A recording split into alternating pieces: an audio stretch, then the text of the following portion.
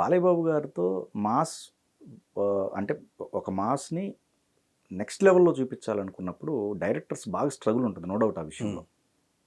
మీ combination secret ఏంటి sir? Success secret Balayya Babu గారిది మీది? మా ఇద్దరు సక్సెస్ సీక్రెట్ రైటర్సే. పర్చూర్ బ్రదర్సే. ముందు Paruchuri brothers, lorry driver Anjaneya Pushpanand, lorry driver rowdy inspector వచ్చి Anjaneya Pushpanand story writer. But రెండింటికి పర్చూర్ బ్రదర్సే. విజయేంద్ర ప్రసాద్ గారు దీనికి, సమరసింహారెడ్డికి వచ్చి విజయేంద్ర ప్రసాద్ గారు, నరసింహనాయుడుకి వచ్చి చిన్ని కృష్ణ గారు. ఓకే. సక్సెస్ సీక్రెట్ నా రైటర్సే. ఓకే. మేకింగ్ సైడ్ వచ్చేప్పుడు ప్రొడ్యూసర్లు, యాక్టింగ్ సైడ్ వచ్చేప్పటికే బాలయ్య బాబు.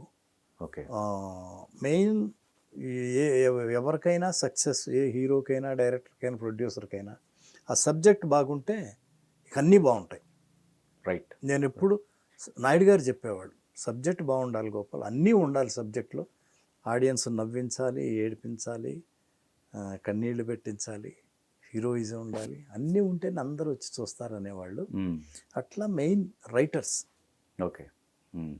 అదే వాళ్ళు చెప్పే సబ్జెక్ట్. రైట్. సమరసింహారెడ్డి అంత పెద్ద హిట్ అయిందంటే విజేంద్ర ప్రసాద్ గారి కొత్త కొత్త ఆలోచనలు. ఫస్ట్ టైం కదా sir Rayalaseema back drop. Reddemma వచ్చింది, కడప రెడ్డెమ్మ వచ్చినట్టుందండి.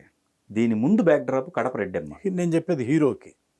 హీరోకి. ఓకే. రైట్. హీరోకి కడప రెడ్డమ్మ శారద గారు మెయిన్ ఆమె మీద అనుకుంటా. ఎగ్జాక్ట్లీ. హీరోకి ఫస్ట్ బాలయ్య బాబుకి సమరసింహారెడ్డి అనే ఆలోచన విజేంద్ర ప్రసాద్ గారు. రైట్. ఆ సబ్జెక్ట్ చెప్పిన విధానం, ఆయన ఆయన ఆయన ఆయన వల్లే అది ఒక కొత్త ఆలోచన అయిపోయింది బాలయ్య బాబుకి. ఫస్ట్ టైం రాయలసీమ అంటే రామారావు గారు అంటే మహా ఇష్టం, అన్ని చోట్ల ఇష్టం, రాయలసీమ వాళ్ళకి ఇంకా బాగా ఇష్టం. అలాగే బాలయ్య బాబు అంటే కూడా బాగా ఇష్టం.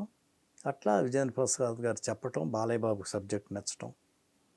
మా చెంగ వెంకట్రావు ప్రొడ్యూసరు మేకింగ్ బ్రహ్మాండంగా చేశారు. సమరసింహారెడ్డి అట్లా మేకింగ్ కూడా బాగా చేశాడు. ఆ సమరసింహారెడ్డికి కారణం మెయిన్ విజేంద్ర ప్రసాద్ గారు, నెక్స్ట్ పరచూర్ బ్రదర్స్. సత్యనారాయణ గారి character. Right. Balayya Babu taxi driver ఉంటే ఒకరోజు సడన్గా రైల్వే స్టేషన్ బయట ట్యాక్సీ ఏదో బాలయ్య బాబు అన్నీ చేస్తూ ఉంటే దూరం నుంచి చూసి దగ్గరికి వస్తూ ఉంటే అందరూ బాలయ్య బాబు నన్ను అరెస్ట్ చేస్తారా, లేకపోతే ఎస్పీ చూసి ఏంటి డౌట్గా వస్తున్నాడు ఏంటని దగ్గరకు రావటం. దగ్గరకు వచ్చి ఎప్పుడైతే దండం పెట్టాడో అది అసలు ఎక్స్ట్రాడినరీ అయిపోయింది సమరసింహారెడ్డిలో. అది అట్లా రైటర్స్. అసలు ఫస్ట్ టైం కదా సార్ అదే సీమలో ఈ ఫ్యాక్షనిజం ఈ టైప్ ఉంటుందా అవును అని ఒక కమర్షియల్ యాంగిల్లో ఎలివేట్ చేయడం అనేది ఫస్ట్ టైం. అంతకుముందు వచ్చినాయి కనుక్కుంది, కానీ ఇంత ఎక్స్ట్రీమ్గా రాలేదనుకున్నాను. అది మటుకి నో డౌట్ ఆ విషయంలో. సమరసింహారెడ్డి అన్నీ కుదిరాయి. సబ్జెక్ట్ ఎంత బాగుందో, డైలాగ్స్ ఎంత బాగున్నాయో. మణిశర్మ గారు మ్యూజిక్. ఓకే. అన్ని సాంగ్స్, నందమూరి నాయక కానీ అన్ని పాటలు. అందాల ఆడబొమ్మ అవార్డు కూడా వచ్చింది కదా, అందాల ఆడబొమ్మ నంది అవార్డు వచ్చింది. ద బెస్ట్ కొరియోగ్రాఫర్గా లారెన్స్ మాస్ కొరియోగ్రఫీ కూడా ఎంత బ్రహ్మాండంగా, బ్యూటిఫుల్గా. అవును. మణిశర్మ గారు కూడా ఏంటంటే సార్ మీ సినిమాల్లో ముఖ్యంగా ఇళయరాజా గారు, బపిల్హార్ గారు ఒకళ్ళు ఉన్నారు. నేను 6 సినిమాలు చేశాను.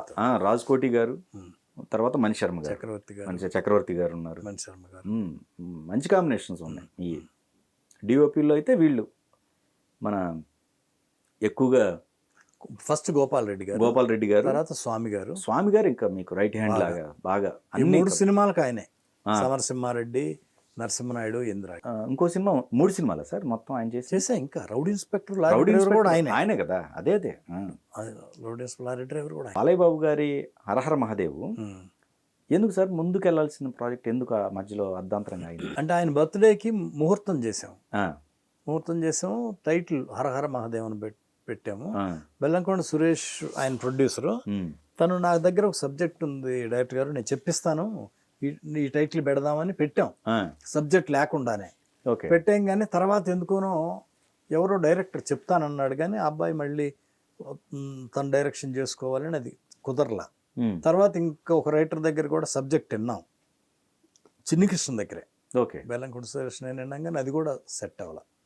సబ్జెక్ట్ లేకే, ఎందుకంటే అప్పటికే బాలయ్య బాబుతో బెల్లంకొండ సురేష్ గారు సినిమాలు చేశారు. చేశారు కానీ ఎంత ట్రై చేసినా కుదరలా. ఓకే. ఓకే. అందుకని జరగలా ఆ సినిమా. ఓకే. బాలయ్య బాబు చెయ్యాలని, బెల్లంకొండ సురేష్ గారు కూడా నాకు డబ్బులు ఇచ్చారు, ఓకే. అయినా కానీ జరగల. ఓకే. అదొకటి. దానయ్య భగవాన్ గారు ఇద్దరు కలిసి ఉన్నప్పుడు కూడా ఒక సినిమా చేయాల్సింది మేము.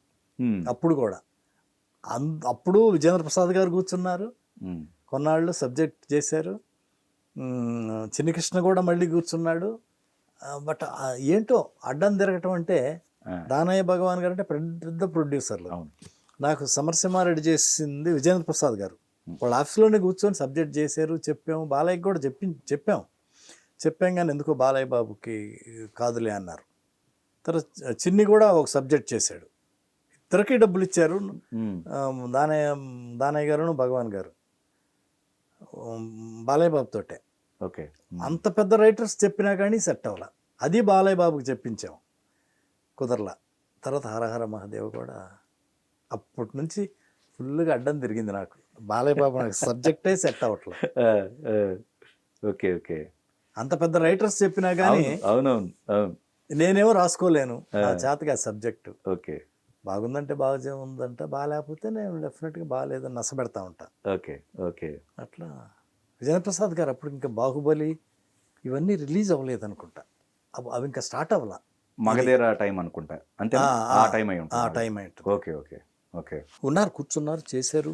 పరచూర్ బ్రదర్స్ కూడా ఇన్వాల్వ్, పరచూర్ బ్రదర్స్ కూడా కూర్చున్నారు. ఓకే. ఓకే. అయినా కానీ